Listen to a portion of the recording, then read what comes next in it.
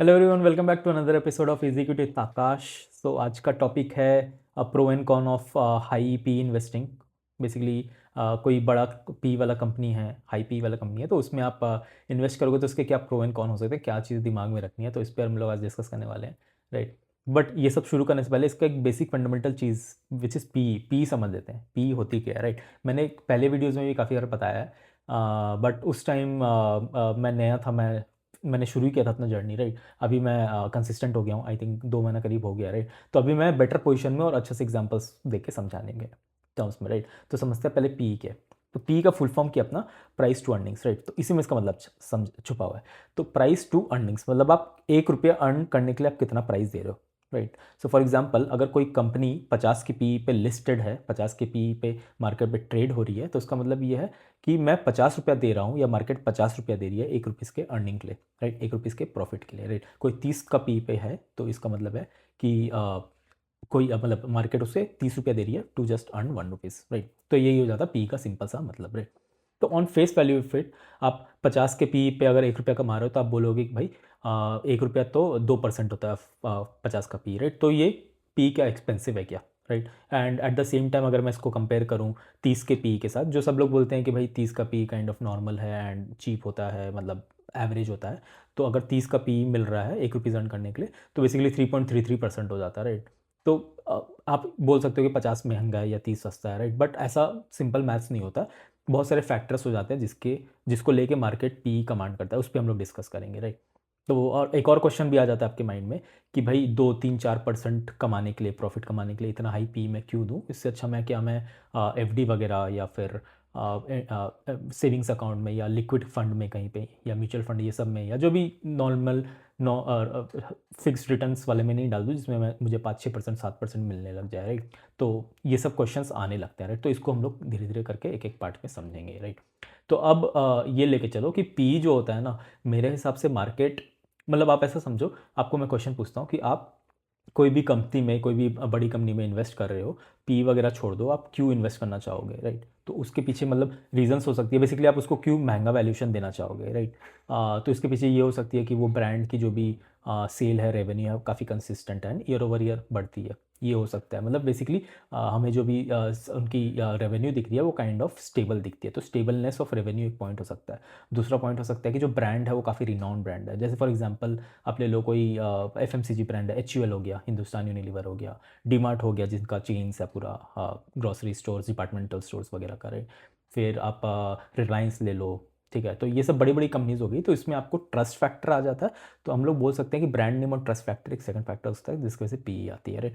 Third मैं बोल सकता हूँ कि क्वालिटी ऑफ मैनेजमेंट बोल लो, जो भी इनको चला रहे हैं कंपनी, तो वो हो सकता है। फोर्थ आप ले लो कि वो बिजनेस काइंड ऑफ आप मतलब जो भी बिजनेस है उसमें ज़्यादा कंपटीशन नहीं है या फिर वो बाप कंपनी है एंड वो सबको पछाड़ देती है एंड बेसिकली वही है जो भी है। तो ये 3 4 फैक्टर हो सकते हैं। एक और फैक्टर होता है पांचवा फैक्टर मेरे हिसाब से, विच इज़ ग्रोथ।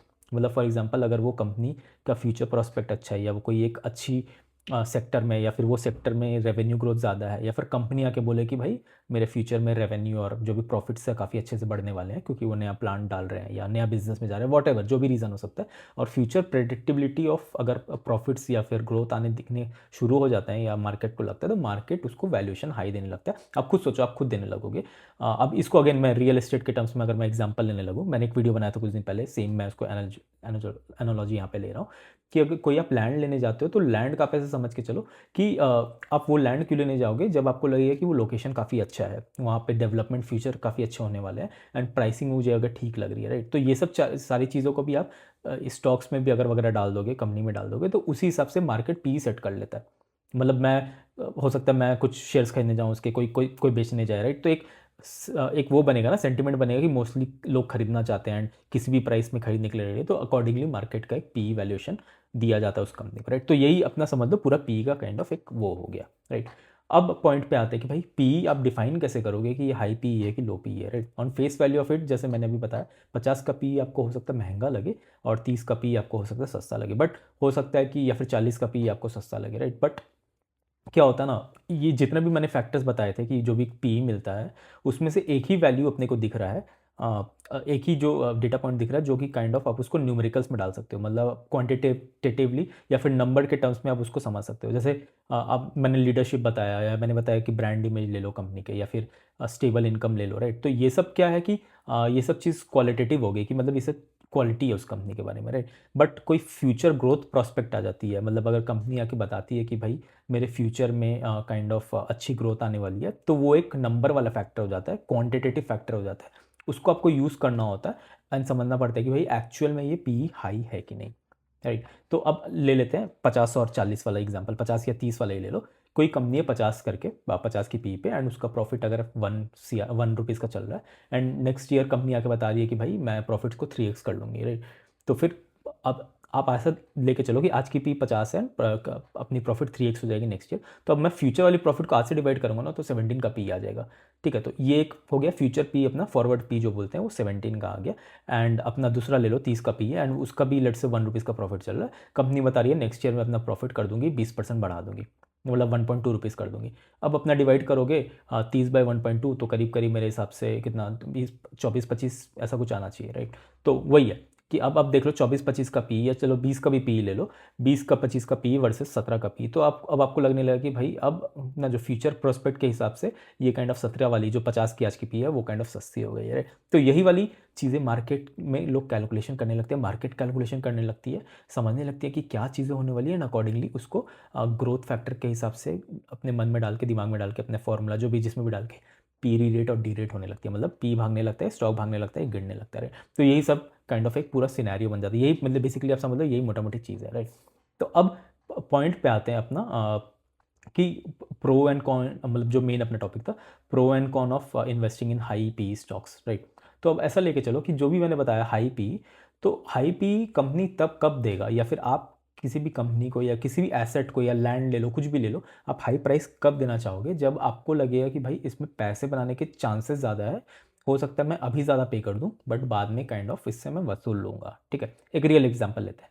अब आप ले लो एंड्रॉयड वर्सेस एप्पल, ठीक है। तो एप्पल में क्या होता है ना, iOS वगैरह में मैं यूज़ करता हूँ एप्पल के फ़ोन। तो मुझे मैं पहले यूज़ नहीं करता था, मैंने 2022 में लिया था, राइट। तो उसके बाद मुझे अब समझ आया कि भाई एप्पल का फ़ोन का उतना हैंग नहीं होता, मतलब होता ही नहीं है, ऑलमोस्ट नल होता है, राइट। एंड प्राइवेसी काफ़ी अच्छी है, एंड चीज़ें अच्छी है, अच्छा से इकोसिस्टम में कनेक्ट हो जाता है, राइट। एंड इसके लिए मैं ज़्यादा पे करने के लिए रेडी हूँ। वर्सेस एंड्रॉयड में जाओ तो 1-2 साल के बाद डेटा इशू आने लगता है, फिर प्राइवेसी का तो नौटंकी रहता ही है इसमें, एंड काइंड ऑफ अब समझ लो थोड़ा लैग होने लगता है, हैंग होने लगता है। हाई एंड डिवाइसेस में कम होगा, बट मेरे को ऐसा फील होता है थोड़ा सा एक डिफरेंस आ जाता है। कैमरा मेरा छोड़ दो, मैं परफॉर्मेंस के टर्म्स में बता रहा हूँ, राइट। तो वही है कि आपने हाई पे किया क्योंकि आपको लग रहा है कि आप एप्पल से काइंड ऑफ पैसा वसूल सकते हो, जो भी चीज़ दे रही है अच्छी मिल रही है, राइट। तो वही सेम चीज़ आप मार्केट में भी डाल दो कि अगर कोई दो कंपनी है सेम ही सेक्टर में, ठीक है, एंड एक की ग्रोथ प्रॉस्पेक्ट ज़्यादा है एंड सब कुछ काफ़ी अच्छे हैं, वो गोइंग फॉरवर्ड बता रहा है कि उसकी ग्रोथ बढ़ने वाली है, रेवेन्यू और अच्छी आने वाली है, 3x 4x होने वाली है, 10x होने वाली है, प्रॉफिट बढ़ने वाली है, नया कैपेसिटी बना रहे हैं, नया प्रोडक्ट्स लॉन्च कर रहे हैं, नए एरिया में जा रहे हैं, नया सिटी में जा रहे हैं, राइट। तो ये सब चीज़ों को लेके आपके एक दिमाग में, मार्केट के दिमाग में एक सेंस बन जाए कि भाई ये सब चीज़ तो होने वाली है, एंड ये सब चीज़ हो जाएंगी, तो फिर ये तो प्राइस भाग जाएगा, तो चलो आज ही मैं इसको थोड़े ज़्यादा दाम देके, थोड़ा सा एक्स्ट्रा पैसा देके खरीद लेता हूँ, राइट। तो ये हो जाता है, राइट। वर्सेस दूसरी कंपनी जिसका काइंड ऑफ सिनेरियो नॉर्मल है एंड वो उतना ग्रोथ वगैरह का बात नहीं कर रही है। तो ऐसे ही मार्केट सोचता है। आप ऐसा सोचो, आप भी ऐसे सोचो कि कोई दो लैंड है, एक लैंड में के आसपास लेट से बहुत सारी कमर्शियल एक्टिविटी हो रही है, इंफ्रास्ट्रक्चर एक्टिविटी हो रही है, तो उधर का प्राइस बढ़ने लगेगा with respect to other land, right. तो यही high versus growth, low P वाला stock and high versus low real estate का भी आप एक एनालॉजी लेके चल लो, राइट। तो यही काइंड ऑफ सीन चलता है। तो again coming back to that point कि प्रो एंड कॉन क्या है, तो प्रो यही है ना कि अगर आपको कोई अगर हाई ग्रोथ दिखने लगता है तो आप उसके लिए हाई पी करने के लिए रेडी हो जाते हो, मेरे हिसाब से करना भी चाहिए। क्योंकि आपको अगर दिख रहा है, जैसे फॉर एग्जांपल कोई 100 के पी पे कमांड कर रही है, एंड अगर कंपनी आके बोलती है मैं नेक्स्ट ईयर प्रॉफिट 3x कर दूंगी, तो पी फटाक से 100/3 33.3 हो जाएगा, 33 34 35 का पी हो जाएगा, राइट। एंड 35 का पी में 100% रेवेन्यू ग्रोथ, 100% प्रॉफिट ग्रोथ, मुझे तो काफ़ी अट्रैक्टिव लगने लगता है, राइट। क्योंकि नेक्स्ट ईयर अगर जाके लेके चलो कि वापस से अगर 100% दिखा देता है ना, वही पी 17 का हो जाएगा। मतलब आज मुझे 2 साल की पी को अगर मैं आज को इंकॉर्पोरेट कर दूँ, 17-18 के पी में मिल जाएगा, फिर 15 के पी में मिल जाएगा। बट वही है, 2 साल तक आपको पता नहीं है ना कि कंपनी एग्जीक्यूट कर पाएगी नहीं कि नहीं, इसलिए हम लोग को रिसेंट क्वार्टर्स वगैरह रिजल्ट देखने पड़ता है, राइट। वर्सेस लो में, लो का क्या है कि ना, जैसे जैसे आप वो अगर ग्रोथ नहीं दिखा पाएगी तो उसका पी वहीं स्टैग्नेट हो जाएगा ना, बेसिकली वो एक्सपेंसिव हो जाएगा, राइट। तो यही अपना हाई और लो पी का बेसिकली डिफरेंस हो जाता है। तो इसमें रिस्क क्या हो जाता है ना, अगर कंपनी उस हिसाब से एग्जीक्यूट नहीं कर पाती है तब हो जाता है डील एक्सपेंसिव। तब हो जाती है कि लेट से 100 की पी मिल रही थी एंड वो बोल रही है 2x कर देगी, 3x कर देगी, तो 30-35 की पी हो जा रही है। बट लेट से वो 2x नहीं करके 1x भी नहीं कर पाती है, लेट से 50% गिर जाती है। तो अब देखो 100/0.5 हो जाएगा क्योंकि हाफ गिर गया ना प्रॉफिट अपना, तो 200 का पी हो गया। अब अचानक से डील एक्सपेंसिव हो गया। अब मार्केट बोलेगा भाई ये तो चुतिया काट रहा है, ये तो अब हम लोग को काट रहा है, हम लोग को बना रहा है, हाँ हमें मतलब झूठ बोल रहा है या जो भी है, मतलब पूरा काट कूट के निकल रहा है, चुतिया पूरा काट रहा है बेसिकली, राइट। तो इस सेंस में क्या हो जाता है, मार्केट अब उसको डी रेट करने लग जाएगा। 200 का पी 50 पे आ जाएगा, 100 पे, मतलब 100 पे आएगा, फिर 50 पे आएगा, फिर मे बी 30 पे भी आ जाए, right. I am just giving a scenario. One of case में मे बी मार्केट उसको छोड़ भी दे, भूल भी जाए, राइट। तो वैसे चीज़ें चलती है। तो अब इसमें अपने को मिटिगेट कैसे करना पड़ता है रिस्क। मिटिगेट आप कर सकते हो, लेट से जो भी मैं बताया ग्रोथ फैक्टर्स वगैरह है कि नहीं, तो आप मल्टीपल चीज़ों को पढ़ोगे तो आपके दिमाग में काइंड ऑफ एक आइडिया बनेगी कि मार्केट ऐसे चल रहा है, ठीक है, या फिर मार्केट में काइंड ऑफ वो ग्रोथ फैक्टर है कि नहीं, आप उसको कनेक्ट करोगे बहुत सारे कंपनीज को पढ़ के। जैसे फॉर एग्जांपल कोई कंपनी आके बता रही है, कपड़े वाली कंपनी, कि भाई ये कपड़े में काफ़ी ज़्यादा टेलविंड आ रहा है, फास्ट फैशन में टेलविंड आ रहा है, राइट। आप 4-5 कंपनी और पढ़ो, सब अगर सेम बात कर रहा है तो एक काइंड ऑफ आपको लग जाता है आइडिया कि भाई हाँ, ये बात तो मोस्टली सच होगा, राइट। एंड उसके साथ साथ कंपनी नंबर्स भी दिखा रही है, बोल रही है कि मैं नया कैपेसिटी डाल रहा हूँ, नया स्टोर खोल रहा हूँ, राइट। एंड नंबर्स भी इन लाइन आ रही है। उन्होंने उन्होंने बताया लेट से स्टोर डबल हो गए एंड लेट से सेल्स भी करीब करीब 70-80% बढ़ गए हैं। तो आपको एक आइडिया मिलेगा ना भाई कि नया स्टोर जो भी आया है उससे सेल्स आ रही है, राइट, उससे कुछ एक्स्ट्रा इंक्रीमेंटल सेल्स आई है, मे नॉट डबल आई हो, मे बी जैसे जैसे स्टोर एक्सपैंड होगी या मैच्योर होगी तो सेल्स डबल ट्रिपल हो जाएगी, राइट। तो ये सब डेटा पॉइंट्स को आप लेके ट्रैक करके आप काइंड ऑफ समझ सकते हो कि जो एक्चुअल बोल रहा है हाई पी पे, या जो भी करंट सिनेरियो है उस पर, अगर वो जो भी ग्रोथ की बातें करे वो एग्जीक्यूट कर पा रहे हैं कि नहीं। एग्जीक्यूट हो गया तो मार्केट उसको फिर रिवॉर्ड करते रहता है, एंड एग्जीक्यूट नहीं होता तो यही वाली कौन हो जाती है पार्ट, जो मैं प्रो एंड कॉन वाली बात कर रहा था। एग्जीक्यूट नहीं होती है तो वो हाई पी फटाक से गिरने लग जाता है, पी डी रेट होती है एंड स्टॉक क्रैश कर जाता है। तो ये सब जो भी मैंने आपको एग्जाम्पल बताया, इससे यही समझ आता है कि हमें कंटिन्यूसली जो भी हम जिस सेक्टर में हैं या जिसमें भी इन्वेस्टेड है, उस कंपनी को उसके साथ साथ आसपास वाली कंपनी को भी पढ़ना ज़रूरी हो जाता है। क्योंकि हो सकता है ना कि कल को जो आप कंपनी में इन्वेस्टेड हो वो अगर कुछ एक्स्ट्रा ग्रोथ की बात करें, उससे भी ज़्यादा कोई ग्रोथ वाली दूसरी कंपनी आ गई एंड वो स्ट्रक्चरल है एंड उसकी भी नंबर्स ज़्यादा कंसिस्टेंट है, तो मार्केट तो इससे भाग के इसमें चल जाएगा जिसमें ज़्यादा ग्रोथ है, राइट। तो आप ऐसा सोचो कि आपको अगर एक ही चीज़ दो अलग अलग जगह पे मिल रही है, एक में बहुत सस्ती मिल रही है तो आप उधर चल जाओगे, राइट। आपको उसमें ज़्यादा वैल्यू मिलने लगेगा, राइट। सेम सेम ही अगर काइंड ऑफ इंडस्ट्री में एंड वो सेम ग्रोथ या जो भी दिखा रही है, जैसा भी आप समझ के चल लो, तो वैसी चीज़ होती है। तो प्रो एंड कॉन यही है कि प्रो ये है कि इसमें पैसा बनाना काफ़ी ईजी हो जाता है, प्रोवाइडेड अगर ग्रोथ स्टोरी इंटैक्ट रहती है एंड प्रोवाइडेड एग्जीक्यूशन काफ़ी अच्छी दिखती है एंड वो काफ़ी अच्छे रेट से ग्रो कर रही है, राइट। तो आप उसमें पैसा बना सकते हैं। कौन ये है, अगर एग्जीक्यूशन नहीं होती है ना तो उसमें आपके पैसे बनने के नहीं, आपके पैसे उसमें जल जाते हैं, बेसिकली आपको लॉस होने लगता है। तो अब इसको मिटिगेट करने के लिए यही एक तरीका है कि आपको ट्रैक करना पड़ेगा आपकी कंपनी को, आपको कंपनी के कॉर्पोरेट डॉक्यूमेंट्स पढ़ने पड़ेंगे, लेटेस्ट रिजल्ट्स पढ़ने पड़ेंगे, कोई भी अगर ग्रोथ फैक्टर आ रही है या नंबर्स बढ़ रहे हैं कम हो रहा है तो उसके पीछे रीज़न समझना पड़ेगा, एंड देन अपना कॉमन सेंस लगा के जो भी एक्सपीरियंस आप अभी तक गेन किए उसको लगा के आपको काइंड ऑफ उसको अपना जो भी है अपना पोर्टफोलियो को प्लस माइनस जो भी आपको अपना पोर्टफोलियो हिलाना पड़ेगा, बेसिकली चेंज करना पड़ेगा, राइट। तो ये हो जाता है अपना kind of pro and con. कुछ एग्जांपल लेते हैं, राइट, ठीक है। एक एग्जांपल लेता हूँ V2 रिटेल का, ठीक है। तो V2 रिटेल का देखोगे अगर आप जाके कि 75 का पी चला है, 75 का। अगेन मैं इतने सारे वीडियोस में मैं अभी जो भी बता रहा हूँ, इतने सारे एग्जांपल दे रहा हूँ, मैं कुछ बाय एंड सेल रिकमेंड नहीं कर रहा हूँ, मैं बस एग्जांपल बता रहा हूँ। मैंने अभी तक आई थिंक 1 या 2 कंपनी का ही नाम लिया, पूरे कितना 13 मिनट का वीडियो हो गया अभी तक, राइट। तो मैं बस बता रहा हूँ कि कैसे चीज़ें चल रही है, मैं कुछ आपको इन्फ्लुएंस नहीं कर, आप खरीद लो या बेच लो, मैं कंसेप्ट समझा रहा हूँ and yes I am not SEBI. तो चलिए back to the point. V2 retail का अगर आप देखोगे पी जाके करीब करीब 75 का पी चल रहा है, राइट। बट अगर आप इसका ग्रोथ जाके देख लो, सेल्स ग्रोथ का बात करते हैं तो अभी 2025 में उन्होंने 60-65% से ग्रो किया, राइट। अभी रिसेंट का भी क्वार्टर देख लेंगे तो 80% प्लस से ग्रो कर रहा था, इससे पहले 50-60% से ग्रो कर रहा था, तो मतलब वही मतलब 50-70-80% के रेंज में ग्रो कर रहा है। तो वही आप लेके चलो कि 50-60% का ग्रोथ भी लेके चलो, 75 का पी है, डिवाइड बाय 1.5 वगैरह कर दो तो करीब करीब कितना आता है, 45-50-55 का पी आ जाता है। 55 का पी 50 के पी में अगर मुझे 50-60-70% की एक बिजनेस मिल रही है जिसकी जो भी ग्रोथ है वो 50% से ग्रो कर रही है, 60% से ग्रो कर रही है, तो मुझे इसमें मज़ा नहीं आएगा क्या? मतलब मुझे उसमें अब ज़्यादा क्लैरिटी नहीं दिखेगी क्या कि मुझे, या फिर मुझे तो ऐसा लगेगा ना ये तो पैसे बनाने की मशीन है कि हर हर हर साल ये 50%। अब ऐसा समझ के चलो कि जो भी कंपनी है वो पैसे बनाने की मशीन है, जिसमें पैसा डालता हूँ हर साल वो काइंड ऑफ 50% उसमें प्रॉफिट बढ़ जाता है, राइट? तो क्या मैं उस मशीन को खरीदने के लिए ज़्यादा पैसा नहीं दूंगा? आप ऐसा समझो, अब बिजनेस छोड़ दो, आप ऐसा समझो कि कोई एक मशीन है जिसमें काइंड ऑफ आप उसमें, अब जितना महंगा मशीन लोगे उतना ज़्यादा आपको ग्रोथ मिलेगा, उतना ज़्यादा आपको नेक्स्ट ईयर काइंड ऑफ पैसे ज़्यादा बन के मिलेंगे, राइट? तो आप उसके लिए आप ज़्यादा पैसे डालने के लिए रेडी होगे कि नहीं, राइट? तो वही काइंड ऑफ ये इसमें कंसेप्ट आ जाता है, राइट? तो इसी चीज़ को आप लेके चलो। एक और एग्जांपल ले लेते हैं। एक शैली इंजीनियरिंग करके कंपनी है, ये क्या करती है, प्रिसीजन प्लास्टिक वगैरह बनाती है, राइट? बिजनेस पे नहीं जाते हैं। इसका ही पी देख के चलो 70%, 67, 68, 70 का ले लो काइंड ऑफ है, राइट? एंड इसका अगर मैं ग्रोथ का बात करूँ तो ग्रोथ अभी अगर लेटेस्ट क्वार्टर्स का ग्रोथ का बात करें तो 30-35% की ग्रोथ चल रही है, राइट? तो वही लेके चलो 70/1.3 कर दूंगा, मतलब 30% क्या ग्रोथ होता है 1.3 है, राइट? एंड 1.3 कर दूंगा तो करीब करीब वही कितना 50 के रेंज में आएगा, उसी रेंज में आएगा बेसिकली। आप ले लो 50 के रेंज में, तो 50 के रेंज में इधर 30-35 का नीचे मिल रहा है, V2 में काइंड ऑफ अपने को मिल जा रहा है 50%, 70% का ग्रोथ, राइट? अब ये दोनों इफेक्टिवली अलग इंडस्ट्रीज से है, राइट? तो आप पी देख लो कि दोनों में काइंड ऑफ डिफरेंस है। बट शैली इंजीनियरिंग का एक दो और चीज़ है, मैं बता ही देता हूँ तो आपको समझ आए। ये लोग क्या कर रहे हैं ना, एक जो काइंड ऑफ एक ओजेम्पिक ड्रग आया है ना, जिससे लोग पतले हो जा रहे हैं वगैरह, जो सेलिब्रिटीज़ वगैरह ले रहे हैं, तो उसके लिए ये लोग काइंड ऑफ एक इंजेक्शन बनाते हैं, प्रिसीजन इंजेक्शन, कि मैं जो भी डालूंगा एंड उसी सेम कंपोनेंट में सेम प्रिसीजन में डल जाए, मतलब उसी के लिए बनाते हैं। इनका काइंड ऑफ पेटेंट है, आई थिंक ये लीडर भी, मार्केट लीडर भी है, ठीक है? तो वही लेके चलो कि अब जैसे जैसे अब वो जो ड्रग है बेसिकली, वो ड्रग काइंड ऑफ उसका पेटेंट अभी खत्म होने वाला है कुछ टाइम बाद, एंड वो फिर उसका प्राइस, ड्रग का प्राइस अफोर्डेबल हो जाएगा। तो वही लेके चलो कि वो ड्रग जितना भी बिकेगा उसके पीछे जो भी बेस चीज़ है, जो इंजेक्शन है, वो शैली इंजीनियरिंग ही बेचेगी मोस्ट ऑफ द, क्योंकि वो लीडर है काइंड ऑफ, राइट?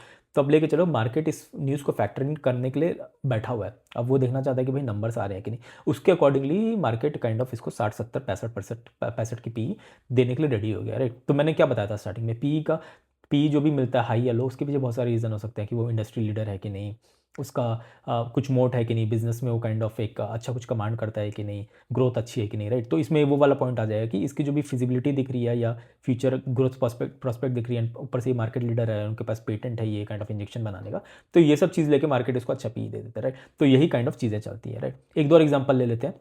थोड़ा खराब पी का ले लें, मतलब एक और हाई पी बट खराब काइंड ऑफ डी ग्रोथ का। अगेन यस, V2 और शैली का जाके देखोगे ना, स्टॉक काफ़ी भागा हुआ है, अच्छे पी पे अच्छा कमांड भी कर रहे हैं, यही रीज़न है कि ग्रोथ अच्छी आ रही है, ठीक है? पॉलीकैप भी ले लेते हैं, थर्ड एग्जांपल ले लेते हैं अच्छे नंबर्स वाले में। पॉलीकैप का भी आप जाके देखोगे तो करीब करीब मेरे हिसाब से 40 का पी आ रहा है अभी के हिसाब से, ठीक है? एंड इसका आप देखोगे तो 20-25% से काइंड ऑफ ग्रो करी है। अभी लेटेस्ट रिजल्ट आया, कल परसों आया, मैं इसको अलग वीडियो में कवर करूँगा। आई थिंक 45-46% का करीब करीब ग्रोथ आया था, मैं एग्जैक्ट बता दे रहा हूँ, 46% का ग्रोथ आया। तो वायर एंड केबल इंडस्ट्री में काइंड ऑफ काफ़ी बूम चल रही है, तो इसकी वजह से इनका काफ़ी ग्रोथ आया है, ठीक है? तो उसी हिसाब से आप देखोगे, अब मैं 40 का पी पे 25-30% का ही लेके चलते हैं, क्योंकि लास्ट दो क्वार्टर से 25% आई थी, इस बार 40 आई। तो 1.25 और 1.3 से 40 को डिवाइड कर दूंगा तो वही 30 का पी आएगा। 30 का पी पे अगर आपको 25-30% का काइंड ऑफ ग्रोथ इंजन मिलता है तो काफ़ी लिक्विडेटिव हो जाता है, राइट? तो उसी टर्म्स में आपको समझना है कि भाई क्या चीज़ें चल रही हैं। उसके बाद आप जाके पॉलीकैप के बिजनेस को पढ़ो, वीटी के बिजनेस को पढ़ो, देखो कि वो कुछ ऐसा कर रही है कि जिसके हिसाब से ये भी 50-60% की, 40-50% की ग्रोथ सस्टेनेबल है कि नहीं for longer period of time, let's say at least for 2 years, right? तो आपको उसमें ना पैसे बनाने की काइंड ऑफ एक प्रोबेबिलिटी बढ़ जाएगी, राइट? एक दो और बैड एग्जांपल्स लेता है जिससे आपको एक कौन वाला पार्ट भी समझ आ जाए। E2E का आप नंबर देखना, E2E नेटवर्क्स करके है, ठीक है? ये लोग क्या करते हैं, क्लाउड कंप्यूटिंग, फिर GPU वगैरह, ये सब काइंड ऑफ हार्डवेयर वगैरह, ये सब पे काइंड ऑफ काम करते हैं, ठीक है? इनका पी अभी आई थिंक मेरे हिसाब से 150-200 पता नहीं कितना तो चल रहा था, ठीक है? हाई मतलब 100+ में करीब कुछ नंबर था, ठीक है? अभी आप लेटेस्ट नंबर जाके देखोगे तो अभी इस क्वार्टर का तो अच्छा नंबर आ गया, बट अभी लास्ट 3-4 क्वार्टर से ना डी ग्रोथ चल रही थी। मतलब इन्होंने क्या किया था ना, लास्ट कुछ क्वार्टर से 60-70-50% की ग्रोथ दिखा रहे थे, फिर उसके बाद लास्ट 2 क्वार्टर से डबल डिजिट ग्रोथ, 13%, 8%, फिर -8%, 10% ऐसे चल रहे थे, राइट? उसके बाद तो स्टॉक क्या हुआ ना, 5,000 से करेक्ट होकर 2,000 आ गया। तो वही देख के चलो कि वो स्टॉक ना 150-200 से करीब 5,000 चला गया था। क्यों? क्योंकि उसके ग्रोथ नंबर्स वैसे आ रहे थे 50-60-40%। तो मार्केट ने उसको क्या किया ना, 30-40 मतलब 20-30x कर दिया, 150-200 से कर दिया उसको 5,000 पे, राइट? एंड 5,000 पे जाके जब इसकी रेवेन्यू नहीं आ रही थी, सिंगल डिजिट ग्रोथ आ रही थी, और फिर डबल मतलब एक क्वार्टर जब डिग्रोथ भी हो गया तो मार्केट उसको फिर औकात पे ले आया, 5,000 से ला के बैठा दिया 2,000 1,500 पे, जो भी है। अभी लेटेस्ट नंबर आया जिसमें 60-70% की ग्रोथ है। तो अगेन इसको आपको फिर से वैलिडेट करना पड़ेगा क्या चीज़ें हैं, राइट। तो आप वही कि आप इधर इस चीज़ में जाके पढ़ोगे, नंबर्स को देखोगे, तो आपको एक आइडिया मिलने लगेगा कि भाई चीज़ें क्या चल रही है, बैक एंड में क्या हो रही है, फिजिबिलिटी है कि नहीं उस ग्रोथ के लिए, राइट। तो बेसिकली अगर मैं पूरा समराइज़ करूँ तो प्रो अपना हो जाता है हाई पी स्टॉक में करने का कि उसमें अगर ग्रोथ फैक्टर्स इंटैक्ट है और ग्रोथ फैक्टर्स पता है, मार्केट किसी रीज़न से ही उसको एक्सपेंसिव वैल्यूएशन दे रहा है, तो आपके पैसे बनाने के चांसेस ज़्यादा हो जाते हैं। एट द सेम टाइम अगर आप उसको दिमाग में नहीं रखोगे, उस ग्रोथ फैक्टर को समझोगे नहीं, एंड ग्रोथ अचानक से अगर या फिर कोई एक क्वार्टर भी ग्रोथ अच्छी नहीं आती है ना, तो वो फटाक से गिरने लग जाता है, तो यही कौन हो जाता है। तो आपको उस टाइम क्या करना होता है ना, अगर आपको नहीं समझ आता तो एक बार के लिए सौदा काट दो, माल निकाल दो, बाद में ले लेना, पढ़ लेना पहले कौन कॉल क्या आ रही है, कंपनी क्या क्या बोल रही है, समझ लो चीज़ों को, फिर उसके बाद उस पर आप ऐड कर लो। तो यही प्रो एंड कॉन हो जाता है। बट हाँ, अगर इस गेम को आप अच्छे से समझ जाओगे ना, तो आप पैसे बनाने आपके लिए इतनी हार्ड नहीं है, आपके लिए काफ़ी ईजी हो जाता है, प्रोवाइडेड आप उसमें अपना होमवर्क कर रहे हो, अपना मेहनत डाल रहे हो, आप चीज़ों को पढ़ रहे हो, समझ रहे हो, राइट। तो चलिए यहीं तक रखते हैं। And on that note last में मैं फिर से बोलना चाहूँगा कि मैं कुछ रिकमेंड नहीं कर रहा हूँ बाय या सेल के लिए, मैं सेबी रजिस्टर्ड भी नहीं, मैं चीज़ों को बता रहा था, इसलिए मैंने इतना सारा एग्जाम्पल लिए। आई होप आपको समझ आया हो, नहीं आया तो आप प्लीज़ कमेंट करो, मैं उस पर फिर से एक क्लैरिफिकेशन या एक फॉलोअप वीडियो बना दूंगा। On that note let's keep it in here, thank you so much.